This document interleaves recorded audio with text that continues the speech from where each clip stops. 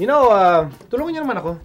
I am looking for the strongest challenger against their team. 8-1 eh. Ano pa nagre-race ka na? 8 straight wins. May alam ka? Sino? Oh, Sino? Meralco. Meralco. Ilang tumalo sa kanila eh. Pero ang tagal lang, diba? First game. Oh, but Meralco's 5-3 right now. They're still playing awesome basketball. But that time, 14 players ginamit ang Petron nung laro na yun eh. Ngayon, siyam na lang.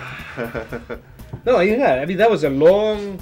That was like ancient history now, based on how they're playing. Relax na nga lang. Do you seriously believe, Mago, that Meralco can give them the strongest opposition? Yun lang tumalo eh. Yun lang tumalo sa kanila. Pero if you wanna expand it, siguro Alaska.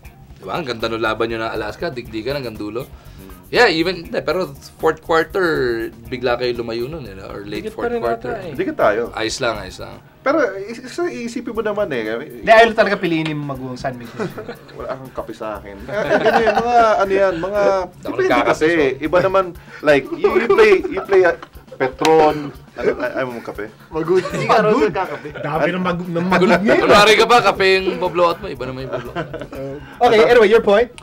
Hindi mo pwede i-base lang based on dun sa one game na, kunyari, tinalo ng Meralco ang Petron. Sila na yung strongest. Kasi iba yung conditions nun eh. Bakit? Hindi ko naniniwala sa Meralco may kaya talaga. Mali siya eh. Parang... sino? Pwera kayo, sino? Ha? Pwera kayo, syempre. Alaska. Oo, Alaska. Nahirap pa kayo sa Alaska? I think, the reason why we had a hard time with Alaska is they got a lot of the 50-50 balls, so the loose balls, the offensive rebounds, they were able to out-hustle us. Kaya mo ba si Makinis? Ha? Kaya mo ba yun? He's strong. He's strong. Sabi ni Coach, like, look, even Doug cannot guard him. One time lang yun. Kahit ngayon, 3 points ka siya ng 3 points.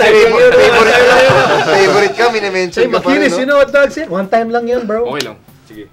Anyway, we had a hard time against them because of that. Their 3 guys are active, the 3, 4, and 5.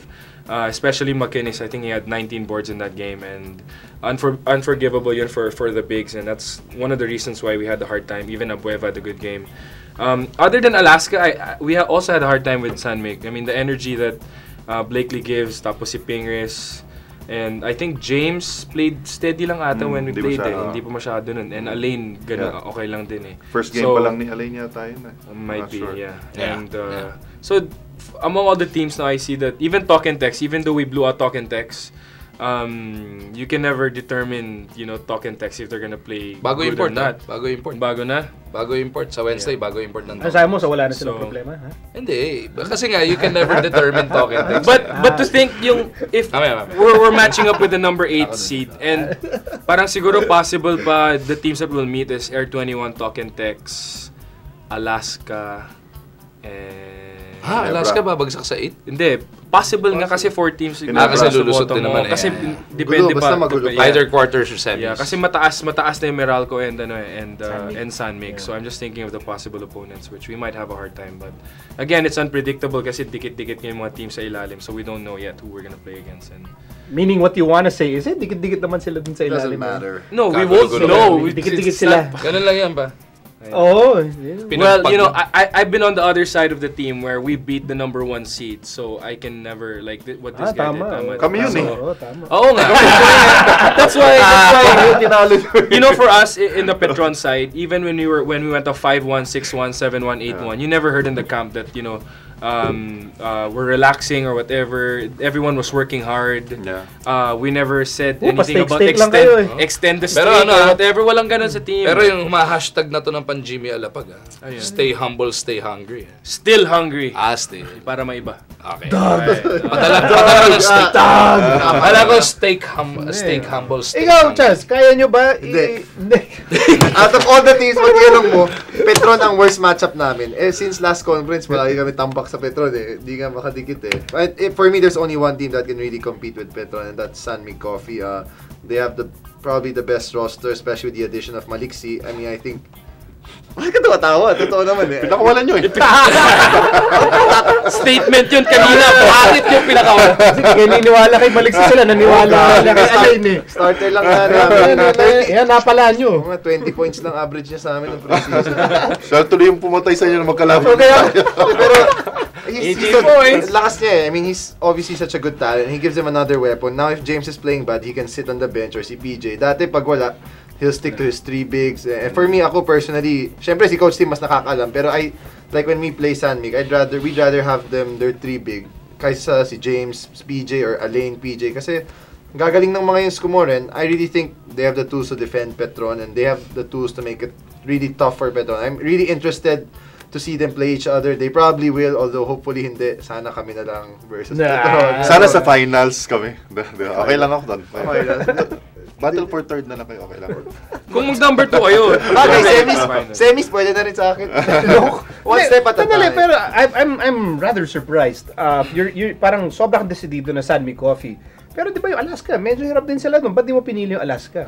Why not San Mig Coffee and Alaska? Honestly, Alaska, they're looking really different from how they were last conference. I mean, I've talked to some people on their team. Even they admit na parang iba eh. They're not on the same level they were playing. And that's why I feel I'm hesitant to pick Alaska. Although, you never know kasi lakas rin nila. Sonny Thought has been playing the best basketball and he's played in a while. And you never know, with Abueva, he really changes the game. Pero daming pantapat ng Petron kasi, I mean, you have Lassiter, Lutz, Tubid, and you have the best import Millsap. You have Doug Kramer, grabe. You have Junmar, Arwind. And si Lanete, galing-galing na linalaro. Mas maganda pa linalaro niya kay Kabagnot, di ba? And then when Alex is playing well, they're so tough to beat.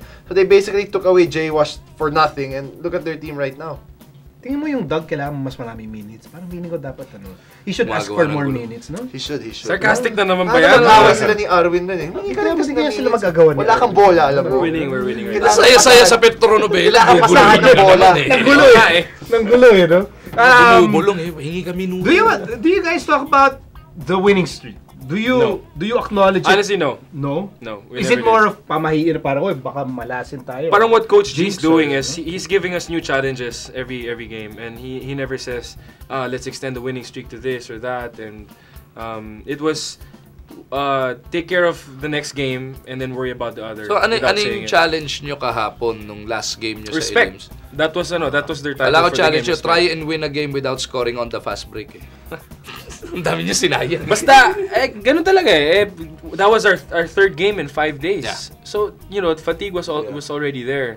And, if there was against Global Port, it was sort of a non-bearing game, but you didn't even hear that from the coaches. But what on our scouting report, it was respect, period. That's what we were talking about. And they beat Meralco when they were down 20 points in the half.